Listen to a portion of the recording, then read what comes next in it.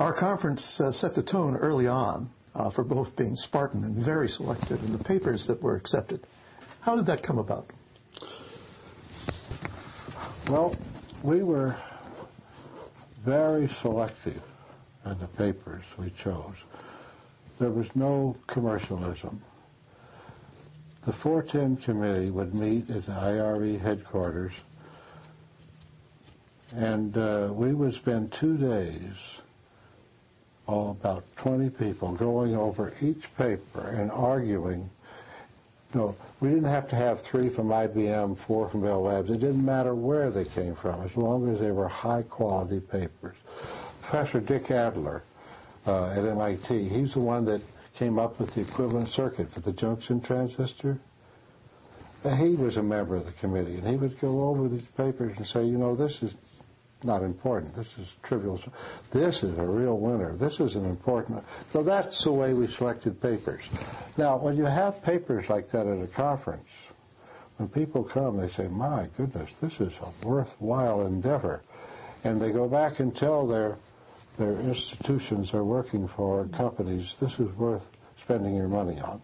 And that's what made the conference grow. It was the quality of the papers. And that was the dedication of the people, because I spent 2 or 3 days going over the papers. I wasn't working. All my work was piling up. You know, it was a lot of work,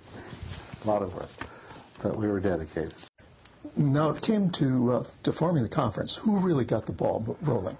Well, the mainspring back then was John Linville. Mm-hmm. He started the 410 committee, as I recall, and he was the one that started the conference.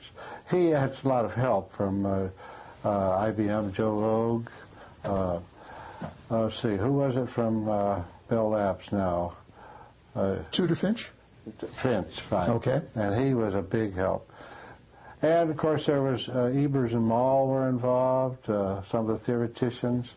It was quite researchy. They started a conference.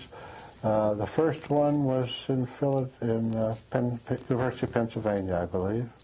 Yes, right. And it was in a big conference room. We were lost in that conference room. But we made a point to invite people from overseas, people who could contribute. We didn't care how many people were there, but we wanted people who could contribute information on a yearly basis to what we were trying to do, develop an industry, really.